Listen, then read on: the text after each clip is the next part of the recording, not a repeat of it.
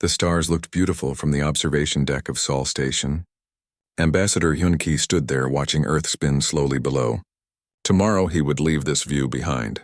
Tomorrow he would travel to a place where no human diplomat had ever gone before. Tomorrow everything would change. Behind him the door opened. Admiral Ji-woo walked in, her uniform perfect as always. She was the one who would protect him on this journey. She stood beside him and looked at Earth too. "Beautiful, is it not?" Hyun-ki said softly. "Yes," Ji-woo replied. "I just hope we can keep it that way." She turned to face him. "Ambassador, I have concerns about this mission." Hyun-ki smiled, but his eyes showed he understood her worry. "You think the aliens will betray us?" "I think they fear us," Ji-woo said. "Fear makes people do terrible things. The Valdari, the Kresh, the Thon, they ruled the galaxy for thousands of years. Then we arrived. In just 300 years, we built an empire that rivals theirs. They are not happy about that." Hyun-ki nodded. "That is exactly why we must try for peace. If we do not talk, we will fight. And if we fight, millions will die." He placed a hand on her shoulder. "Trust in humanity, Admiral. Trust that we can be better than our fears." The next morning, the diplomatic fleet prepared to launch. 12 ships in total. The largest was the TFS Indomitable, a massive warship that served as the flagship. Captain Bo-ra commanded it. She was a veteran who had fought in the border conflicts 10 years ago. She had seen alien treachery before. On the bridge of the Indomitable, Bo-ra checked every system twice. Her crew noticed her tension. "Captain," her first officer said, "the ship is ready. All systems are perfect." "Perfect is not good enough," Bo-ra muttered. "Not for this mission." She looked at the star map showing their route. 3 weeks to Zenith Prime. 3 weeks in space where anything could happen. Dr. Tae-yang arrived on the bridge carrying his data tablets. He was old, almost 70, but his mind was sharp.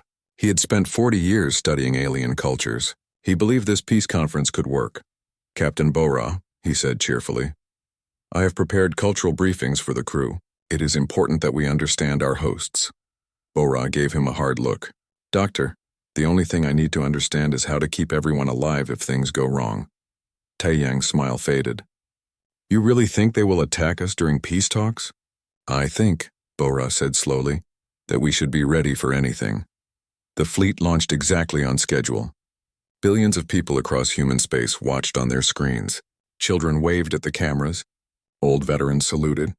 Everyone hoped this mission would bring lasting peace. Ambassador Hyun-ki recorded a message that was broadcast to all 52 systems of the Terran Federation. His voice was calm and confident. "My fellow humans," he said, "today we take a great step toward a better future. For too long we have lived in fear of war with our galactic neighbors. Today we extend our hand in friendship. We go to show them that humanity desires peace, not conquest. We go to prove that different species can live together in harmony. I am honored to represent you all." The first week of travel passed without incident. The fleet moved through human space, stopping briefly at 3 colonies for supplies. At each stop the crews were greeted as heroes. People threw flowers. Children asked for autographs. The mood was hopeful, but Admiral Ji-woo remained vigilant. She ordered constant sensor sweeps. She kept the fleet in tight formation. She made sure every ship was ready to fight at a moment's notice. On the 8th day, something strange happened. Captain Bo-ra detected unusual signals coming from deep space. They were encrypted, impossible to decode. "Admiral," she reported, "we are picking up transmissions. They are not human." Ji-woo studied the data. "Can you determine the source?" "Negative. The signals are bouncing off several relay points. It could be normal traffic or—" Bo-ra did not finish the sentence. "Or it could be someone tracking our movements," Ji-woo completed the thought. "Keep monitoring. Alert me if anything changes." Dr. Tae-yang spent his time preparing the ambassador for the negotiations. They sat in a conference room reviewing everything known about the 3 alien empires. "The Valdari," Tae-yang explained, "are warriors by culture. They respect strength. You must never show weakness in front of them. The Kresh are a collective mind they think as one. Individual opinions mean nothing to them. And the Thon are ancient. They believe age equals wisdom. They will look down on us because our civilization is young." Hyun-ki listened carefully. "So I must be strong for the Valdari, unified for the Kresh, and wise for the Thon. Anything else?" Tae-yang hesitated. "Yes. All 3 empires have one thing in common. They fear change. We represent change. We are young, aggressive, and growing fast. They will try to limit us. Then we must convince them, Hyun-Ki said, that a strong humanity is better than a contained humanity. We must show them that we can be partners, not threats. The second week brought them to the edge of human space. Beyond this point, they would enter neutral territory. Admiral Jiwoo called a meeting of all ship captains. From here, she told them, we are in unknown territory. Stay alert. Keep your weapons ready but not powered up. We do not want to appear aggressive, but we must be ready to defend ourselves. Captain Bora will take point. The Indomitable has the best sensors and weapons. Any questions? No one spoke. They all understood the danger. They all knew that this mission could end in disaster, but they also knew that someone had to take the risk. Someone had to try for peace. On the 20th day, they finally saw it, Zenith Prime. The station orbited a dying star that glowed red and angry. The station itself was enormous, bigger than any human city. It had been built by a race that died out thousands of years ago. Now it served as neutral ground for galactic politics. As they approached, they could see hundreds of other ships. The Valdari warships were massive and covered in weapons. The Kresh vessels looked organic, like they had been grown rather than built. The Thon ships shimmered with advanced technology that humanity could not yet understand. Ambassador Hyun-Ki stood on the bridge beside Captain Bora. It is time, he said. Open a channel to the station. The response came quickly. A Valdari voice, cold and formal. Human vessels, you are cleared to dock at berth 42. Ambassador Hyun-Ki will be escorted to the negotiation chamber. All military vessels must power down weapons and remain docked. Jiwoo did not like that order. Ambassador, I recommend we keep at least half our ships in orbit, weapons ready. But Hyun-Ki shook his head. No, we came here in good faith. We must show trust. He smiled at her worried expression. Besides, Admiral, you will be with me. If anything happens, I know you will protect us. And so the human fleet docked at Zenith Prime.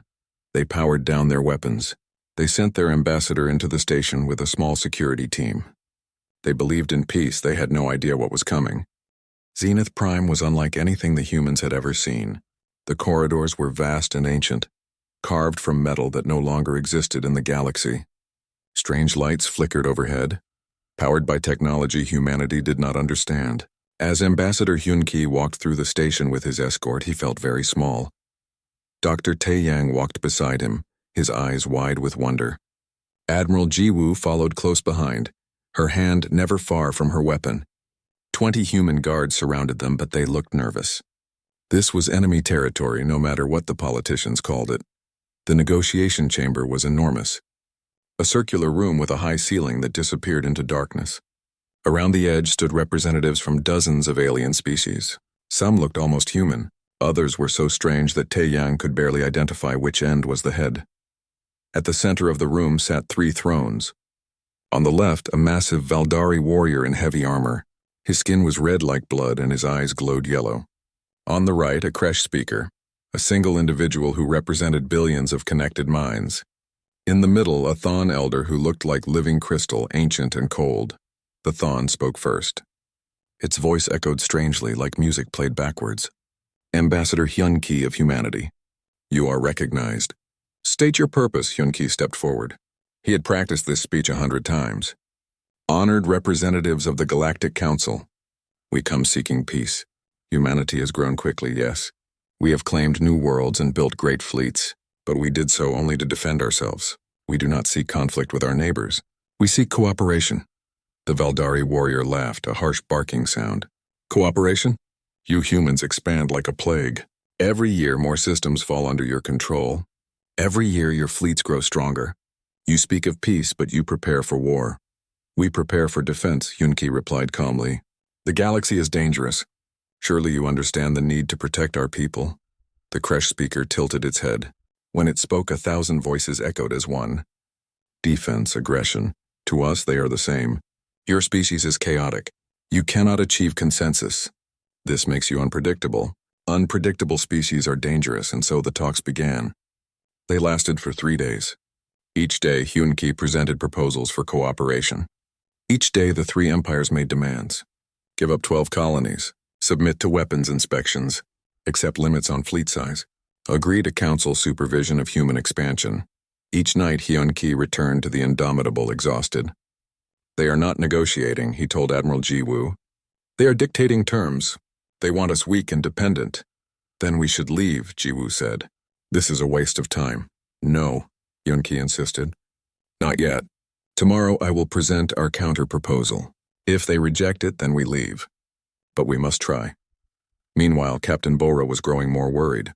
The strange signals she had detected during the journey had not stopped. If anything, they were increasing. She ran every scan she could think of, but found nothing concrete, just feelings, instincts, the sense that something was very wrong. On the third night, she called Ji-woo. Admiral, I request permission to bring the fleet to combat readiness. On what grounds? Ji-woo asked. Instinct, Bora admitted. I know it is not enough, but everything feels wrong. The way the alien ships are positioned, the way station security watches us, the encrypted signals that never stop. Please, Admiral. Let me prepare. Ji-woo was silent for a long moment. Then she said, do it quietly. Do not power up weapons, but get the crews ready. If you are right, we will need every second of preparation. If you are wrong, no harm done. The fourth day arrived. Hyun-Ki prepared his counter-proposal with Tae-Yang's help. It was fair, reasonable.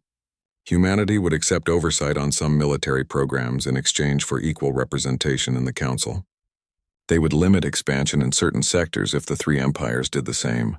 They would share technology and resources for mutual benefit. This could work, Tae-Yang said hopefully. They must see that cooperation benefits everyone. They entered the negotiation chamber with renewed hope. The representatives were already gathered. But something felt different today. The room was more crowded. More guards stood along the walls. The atmosphere was tense, electric. Hyun-Ki began his presentation. Honored Council, I present our counter-proposal. We believe the lights went out. For 3 seconds, there was total darkness.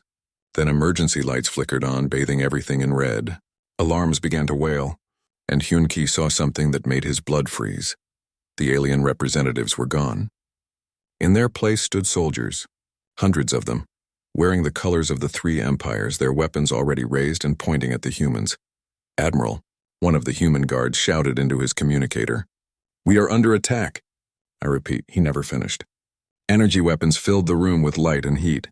Human guards fell, their armor useless against the concentrated fire. Admiral Ji-woo threw herself in front of Hyun-Ki, her personal shield flaring as it absorbed shot after shot. Betrayal, Tae-Yang screamed. You invited us here under a flag of peace. This is murder. The Valdari warrior appeared from behind the throne, his weapon pointed at Tae-Yang. Peace was never an option, human. Your species is too dangerous. Today we cut off your head. Without leaders, humanity will collapse. No. Tae-Yang threw himself at the warrior, surprising everyone. He had no weapon, no armor. But he moved with desperate courage. He grabbed the Valdari's arm, pulling the weapon away from Hyun-Ki. The warrior's second shot took Tae-Yang in the chest. The old doctor fell, his eyes still open, still defiant. Outside on the Indomitable, alarms screamed to life. Captain Bora saw it on her screens and could not believe her eyes. The station's defense systems had activated. Massive cannons were turning toward the docked human ships. And worse, much worse, hundreds of alien warships were decloaking all around them. All ships, she broadcast on emergency frequencies. This is Captain Bora. We are under attack! Battle stations, get us free of these docking clamps now! But it was too late. The station's cannons fired first. 2 human ships exploded instantly, caught completely off guard. The Indomitable shuddered as energy blasts hammered its shields. Captain, her weapons officer shouted. We cannot get free. The docking clamps are locked. Then blow them, Bora ordered. Emergency separation, now. The Indomitable fired its maneuvering thrusters at full power, ripping itself free from the docking port. Pieces of the ship's hull tore away, but they were free. Around them, the rest of the fleet was trying to do the same. Some succeeded. Some did not. Admiral Ji-woo's voice came over the command channel, strained with pain. All ships fall back. Form defensive sphere around the Indomitable. We need to buy time. Her voice cut off as another explosion rocked the station. Inside the negotiation chamber, Hyun-Ki watched his people die. Ji-woo's shield finally failed and she took a hit to the shoulder. She fell beside him, still trying to protect him with her own body. The Thon Elder approached, its crystalline form reflecting the weapon fire. It is done, it said coldly. Your species will be contained. This was necessary. Hyun-Ki looked up at the alien, blood running down his face. He thought of Earth, of his wife and children, of billions of humans who believed in peace. You have made a terrible mistake, he said quietly. You think you are killing leaders, but you are creating something worse. You are creating martyrs. Martyrs die, the Thon replied. Yes, Hyun-Ki agreed, but martyrs are remembered, and they are avenged. Those were the last words Ambassador Hyun-Ki spoke, but they would echo across human space for generations. In orbit, Captain Bo-Ra made a decision. The fleet could not win. They were outnumbered 50-1, maybe more. The Indomitable was already badly damaged, but they had one chance, one small possibility. Lieutenant Kyung-min, she said to her tactical officer, load all recordings of this massacre into Probe 7. Program it for maximum stealth. Set course for Sol. Captain, Kyung-min said, his voice shaking. If we launch that probe, they will know what we are doing. They will concentrate fire on us. I know, Bo-Ra said. She looked at her crew, seeing fear but also determination in their faces. Listen to me. We are going to die here, all of us, but that probe is going to make it home. And when it does, humanity will know what happened. They will know about this betrayal. And they will come for these aliens with all the fury of Earth itself. She turned to her helmsman. All power to engines. Form up with the remaining ships. We hold them here. We hold them for as long as it takes that probe to reach jump distance. Aye, Captain, came the responses from all stations. The probe launched. The alien fleet saw it immediately and diverted ships to intercept. But the human fleet, battered and dying, threw themselves into the gap. They fought with everything they had, trading their lives for seconds of time. One by one, the human ships fell silent. But the probe kept flying, kept accelerating. At the very end, as the Indomitable burned around her, Captain Bo-Ra whispered 3 words into the communication system. 3 words that would survive on the probe's recordings. Remember us. Avenge us. Then the probe jumped to faster-than-light speed, racing toward home, and behind it, Zenith Prime burned with the deaths of everyone who had believed in peace. 16 days. That was how long it took for the probe to reach Sol System. 16 days while humanity went about their normal lives, not knowing that their leaders were already dead. 16 days while the alien empires celebrated their victory and prepared to invade human space. The probe emerged near Jupiter. Immediately, every military installation in the system detected it. At first, they thought it was an attack. Alarms rang across Earth, ships scrambled to intercept. Then someone read the identification codes. Lieutenant Da-Un was on duty at the communications center when the probe was brought in. She connected it to the main computer and began downloading its data. What she saw made her hands shake. Sir, she called to her superior officer. You need to see this. Right now. Within an hour, the recordings were being watched by the Federation Council. Within 2 hours, President Sora was viewing them in her private office, tears streaming down her face. Within 3 hours, the decision was made to broadcast them to every human colony in space. Billions of people stopped what they were doing and watched. They saw Ambassador Hyun-Ki arrive at Zenith Prime with hope in his eyes. They saw the negotiations, the demands, the unreasonable terms.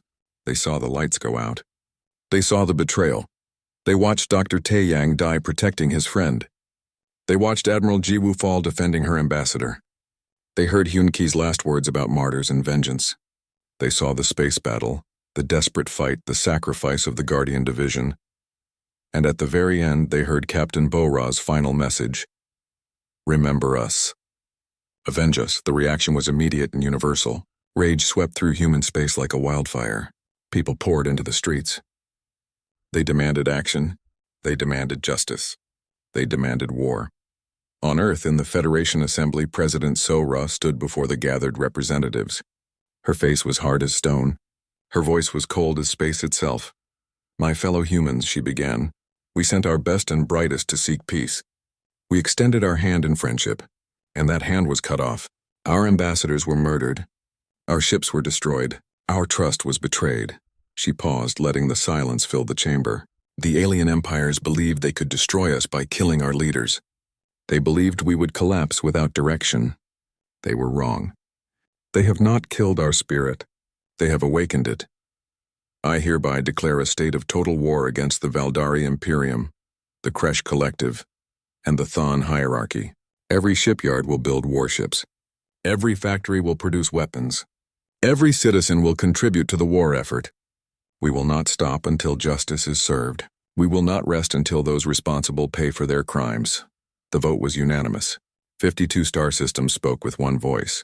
War President Sora made her second decision that day. She called General Sung Ho. He was 70 years old and had retired 5 years ago, after leading humanity to victory in the border conflicts. He was living quietly on Mars with his family, tending a garden and writing his memoirs.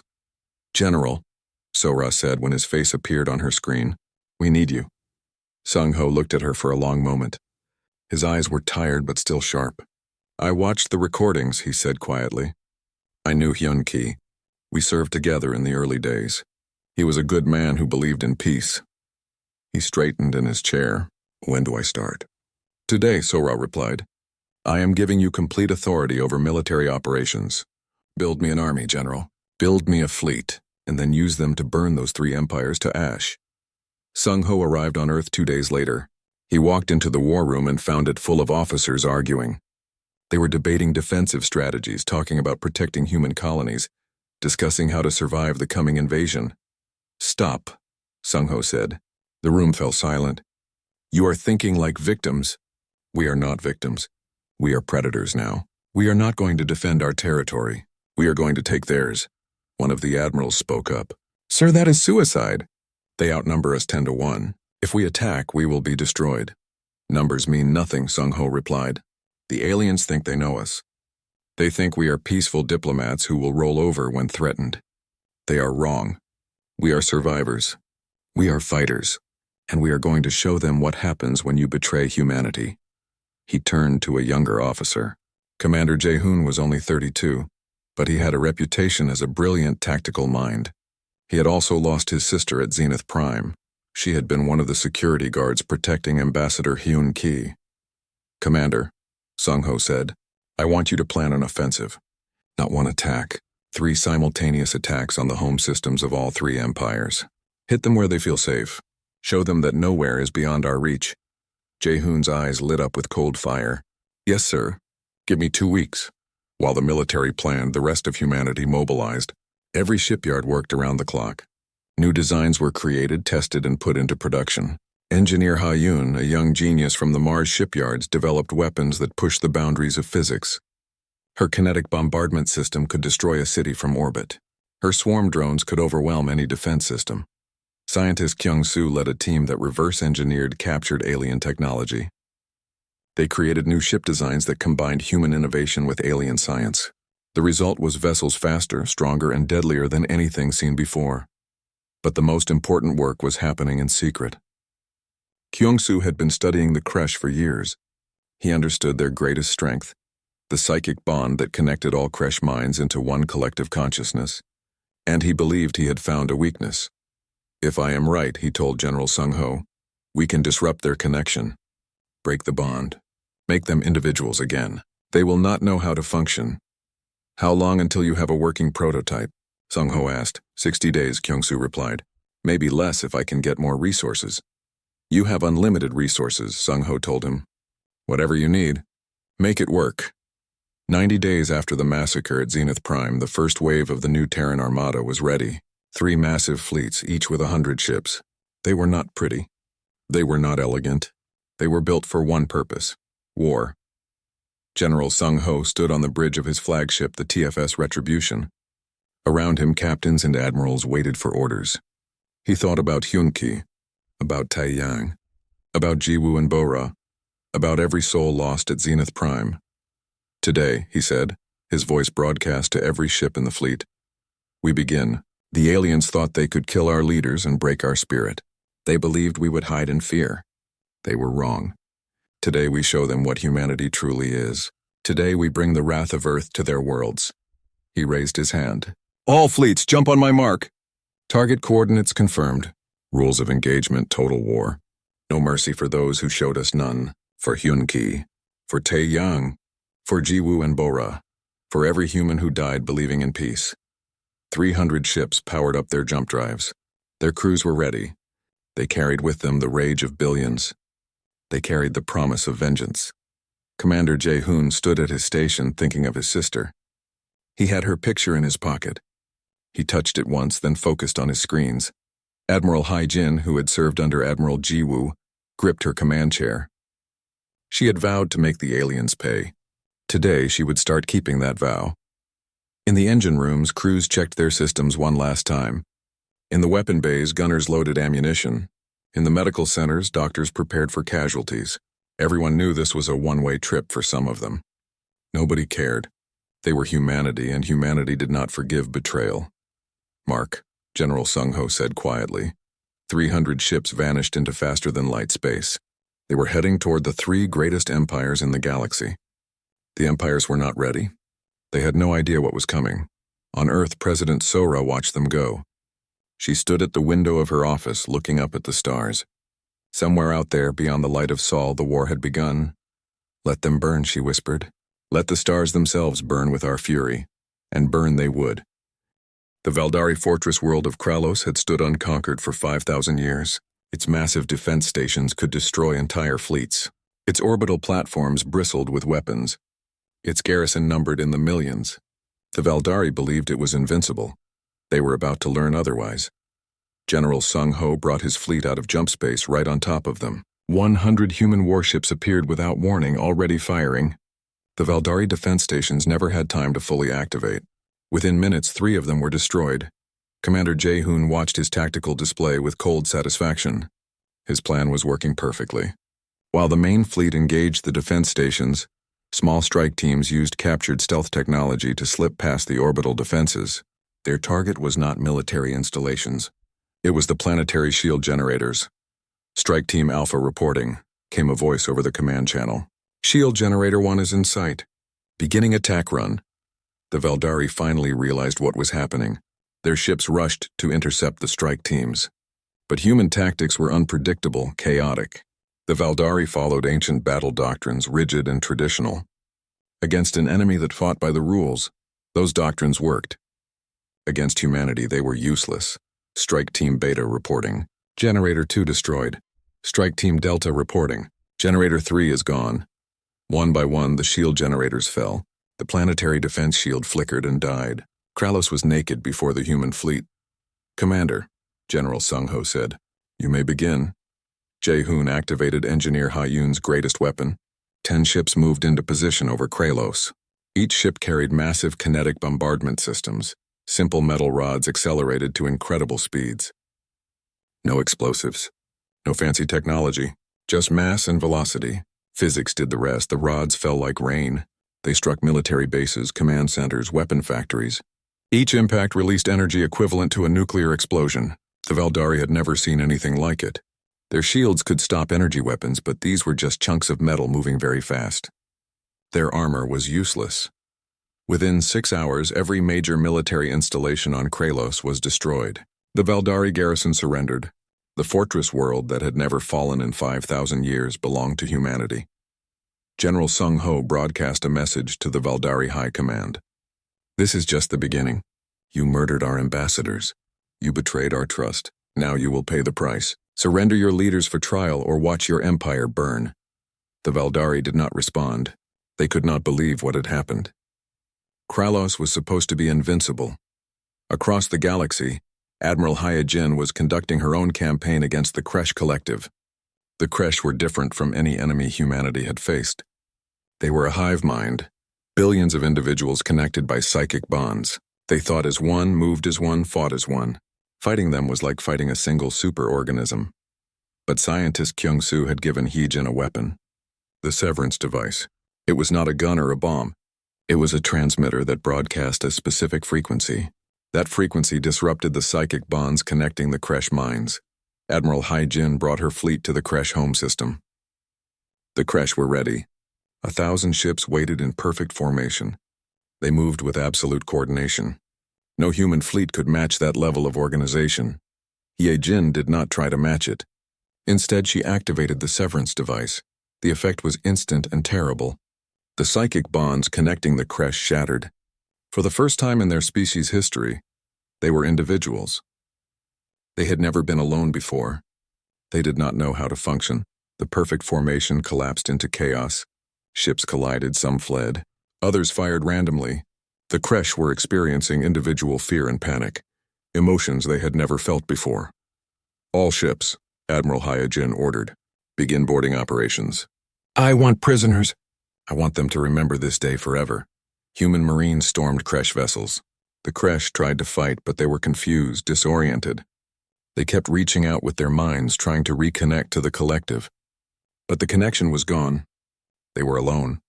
Within 12 hours, the Kresh home fleet was captured. Every ship, every crew.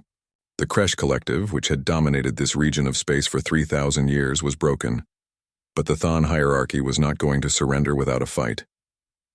They were the oldest and most technologically advanced of the three empires. They had watched humanity defeat the Valdarian Kresh, and they prepared their counterattack. The Thon struck at New Sol, a major human colony. 12 million people lived there. The Thon fleet appeared without warning, their advanced stealth technology allowing them to bypass all early warning systems. Captain Minji commanded the defense fleet. She had only 20 ships to defend the entire planet. The Thon had 200. It was not a battle. It was an execution. The Thon commander sent her a message. Surrender your fleet and remove your forces from Kralos and the Kresh home system. Do this and we will spare your colony. Refuse and we will destroy the planet. You have 1 hour. Captain Minji looked at her tactical display. She could not win. She could not even hold them off for long. But she could buy time. All ships, she broadcast. Form defensive sphere around the planet. Begin evacuation of all civilians. We hold them here for as long as possible. Her second officer looked at her. Captain, they will destroy us. I know, Minji replied. But maybe we can save some of the civilians. And maybe we can send a message to General Sung Ho about where the Thon fleet is. She smiled grimly. Besides, Admiral Jiwoo held the line at Zenith Prime. I can do no less. For 6 hours, 20 human ships held off 200 Thon vessels. They fought with everything they had. Every shot counted. Every second mattered. Behind them, evacuation ships fled the planet, carrying as many civilians as they could. Captain Minji's ship was the last to fall. As her bridge filled with smoke and her crew died around her, she sent one final message. It contained the Thon fleet's position and composition. It contained data about their weapons and tactics. And it contained a simple request. General Sung Ho, make them pay. For New Sol. For Zenith Prime, for all of us. The Thon destroyed New Sol. 12 million people had lived there. 6 million escaped. 6 million did not. It was the worst single loss humanity had suffered since the war began. But Captain Minji's message reached General Sung Ho. He read it on the bridge of the Retribution. He read about the sacrifice of 20 ships.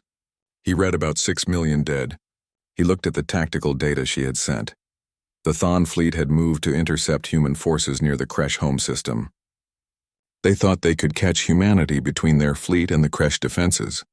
They did not know the Kresh had already surrendered. Commander Jae-hoon, General Sung Ho said quietly, plot a jump to the Thon home system. Jae-hoon looked up in surprise. Sir, their main fleet is here. If we go to their home system, it will be undefended. Exactly, Sung Ho replied. They destroyed one of our colonies. We will return the favor. But we will not kill civilians. We will destroy every military installation on their homeworld. We will show them that their technology cannot protect them, that their age and wisdom mean nothing against human fury. The human fleet jumped. The Thon homeworld was ancient, a place of crystal towers and advanced technology. It had never been attacked in 10,000 years. General Sung Ho's fleet appeared in orbit. The Thon garrison tried to resist, but they were outnumbered and outgunned. The human fleet systematically destroyed every military base, every weapons platform, every shipyard. They did it methodically, precisely. No civilian areas were hit. This was not revenge. This was a demonstration. When it was done, Sung Ho broadcast a message to the entire Thon hierarchy. You destroyed New Sol. You killed 6 million civilians. We could do the same to your homeworld. We could kill billions. But we will not. We are better than you. However, let this be a lesson. Your fleets cannot protect you. Your technology cannot save you. Surrender now, or we will dismantle your entire empire piece by piece. The message spread across the galaxy. Humanity had struck at all three empires simultaneously. The Valdari fortress world had fallen. The Kresh collective had been shattered. The Thon homeworld had been humbled. What was supposed to be humanity's destruction had become the Empire's triumph. But the war was not over. Not yet. The three empires, desperate and afraid, were about to make one final stand. The Nexus was a place of legend, a massive star system with 3 habitable worlds and natural jump points that connected to 20 other systems. Control the Nexus and you controlled a quarter of the galaxy.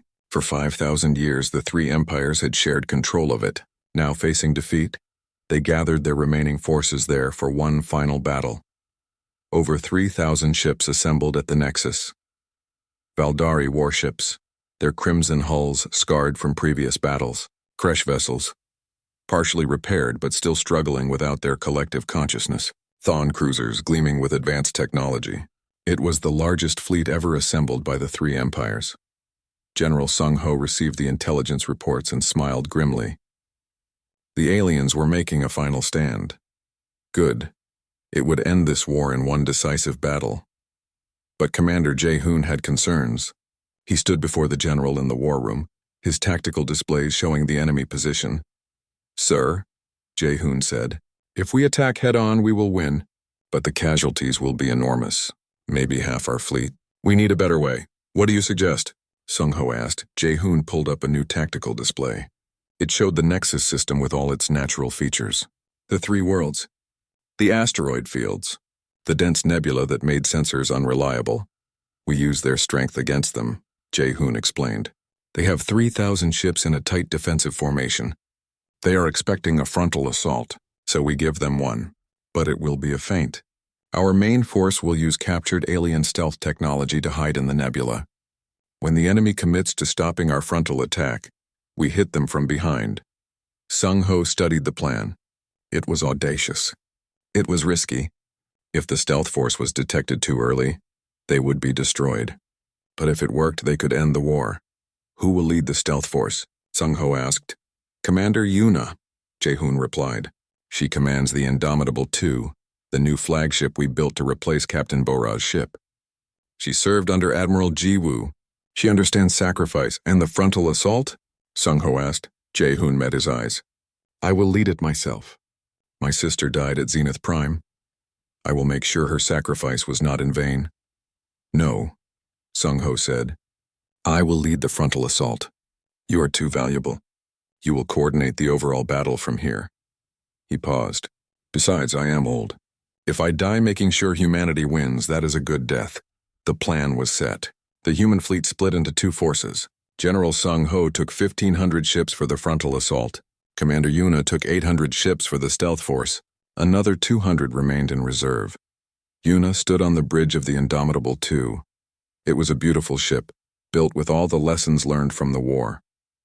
Faster engines, stronger shields, better weapons. But what made it special was what it represented. Captain Bora had died on the original Indomitable, buying time for the truth to reach Earth. Yuna would honor that sacrifice. All ships, she broadcast, activate stealth systems. Set course for the nebula. Once inside, we go silent. No transmissions. No active sensors. We wait for General Sung Ho to draw them out. Then we strike. 800 ships vanished from sensors hidden by technology stolen from the Thon. They slipped into the nebula like ghosts. General Sung Ho prepared his fleet for battle. He stood on the bridge of the Retribution, looking at the tactical display showing the enemy position. 3,000 ships, the largest fleet he had ever faced. Around him, his crew worked with quiet efficiency. They knew what was coming. All shipped, Sung Ho broadcast. Today we end this war. Today we avenge Zenith Prime. Today we show these aliens what happens when they betray humanity. For Hyun-ki, for Tae-young, for Ji-woo and Bora. For every soul we have lost, attack. 1,500 human ships charged toward the Nexus. The alien fleet saw them coming and formed their defensive line, the Valdari at the center. Their massive warships designed for close combat. The Kresh on the left flank still coordinated but not as perfect as before. The Thon on the right, their advanced weapons ready to fire. The 2 fleets collided like storms. Energy weapons lit up space. Missiles crossed the void. Ships exploded. It was the largest battle in galactic history, and it was chaos. General Sung Ho's flagship took hit after hit. The Retribution's shields were failing, but Sung Ho did not retreat. He pushed forward, drawing more enemy ships toward him. Every ship that focused on him was one less ship that might detect the stealth force. The battle raged for 3 hours. Ships died by the dozens. The space around the Nexus became a graveyard of twisted metal and frozen bodies. The aliens thought they were winning. They were pushing the human fleet back. Victory seemed close. Then Commander Yuna received the signal. General Sung Ho's fleet had drawn the enemy forward, stretching their formation. The time had come. All ships, Yuna ordered. Deactivate stealth. Maximum acceleration. Target the enemy rear. Fire at will. 800 ships appeared behind the alien fleet. They opened fire before the enemy even knew they were there. Thon cruisers exploded. Kresh ships scattered in panic. The Valdari tried to turn their heavy warships around, but they were too slow. The alien fleet was caught in a trap. Human forces in front, human forces behind. Nowhere to run. Nowhere to hide. Yuna's fleet carved through the enemy like a blade. The Indomitable II, named for the ship that died at Zenith Prime, led the charge. Its weapons were firing constantly. Its shields absorbed enemy fire. It was unstoppable. General Sung Ho saw the trap closing and pressed his advantage. His damaged fleet pushed forward with renewed strength. The aliens were breaking. Ships were fleeing. The formation was collapsing. Then disaster struck. A Valdari battleship, knowing it was doomed, rammed the Retribution. The impact was catastrophic. The general's flagship split in half. Emergency alarms screamed across the command channel. General Sung Ho, Commander Jae-hoon shouted from the war room back at human headquarters. Report your status. Sung Ho's voice came back, weak but calm. The bridge is gone. Life support failing. But the battle is won. Continue the attack. Do not stop for me. Sir, we are sending rescue ships. No. Sung Ho interrupted. Every ship is needed for the battle. I am old. I have lived long enough. He paused, and when he spoke again, there was pride in his voice. Tell humanity that we won. Tell them that Zenith Prime is avenged. Tell them the transmission cut off. The Retribution exploded, taking a Valdari battleship with it. General Sung Ho was gone, but the battle was indeed won. The alien fleet was destroyed. Of the 3,000 ships that had gathered at the Nexus, less than 200 escaped. The rest were destroyed or captured. The three empires had gambled everything on one final stand, and they had lost. Commander Yuna surveyed the battlefield. The Indomitable II was damaged but still intact. Around her, human ships regrouped. They had won, but the cost was terrible. Over 600 ships destroyed. Thousands of crew members dead. And General Sung Ho, the hero who had led them to victory, was gone. She opened a channel to all remaining human forces. Her voice was steady despite her grief. All ships, this is Commander Yuna. The battle is over. We have won. General Sung Ho gave his life to ensure our victory. We will honor his sacrifice by finishing what he started. The enemy is broken. Now we accept their surrender. On the command channel, a transmission came through. It was from the Valdari High Command. Human forces, the Valdari commander said, his voice defeated. We request terms of surrender. We cannot continue this war. You have proven your strength. We acknowledge defeat. Similar messages came from the Kresh and Thon. The three empires that had ruled the galaxy for thousands of years were surrendering to humanity, a species they had tried to destroy, a species that proved stronger than they ever imagined. Commander Jae-hoon, now the senior military commander, stood in the war room staring at the reports. They had won. The war was over, but the price had been so high. He thought of his sister who died at Zenith Prime, of General Sung Ho who died at the Nexus, of Captain Bora and Admiral Ji-woo and Dr. Tae-young, of Ambassador Hyun-ki who had only wanted peace. President Sora entered the room. She looked tired, older than her years. The war had taken its toll on everyone. Commander, she said quietly, the aliens want to discuss surrender terms. They are asking to meet on a neutral station. She paused. They suggested Zenith Prime. Jae-hoon looked at her and slowly he smiled. It was not a happy smile. It was cold and hard. No, he said, not Zenith Prime. They will come to Earth. They will come to our homeworld. They will kneel before humanity and beg for mercy. And only then will we decide their fate. President Sora nodded. After everything humanity had endured, after all they had sacrificed, they had earned the right to dictate terms. The war was over. Humanity had won. The stars that had blazed with human fury would now shine with human triumph.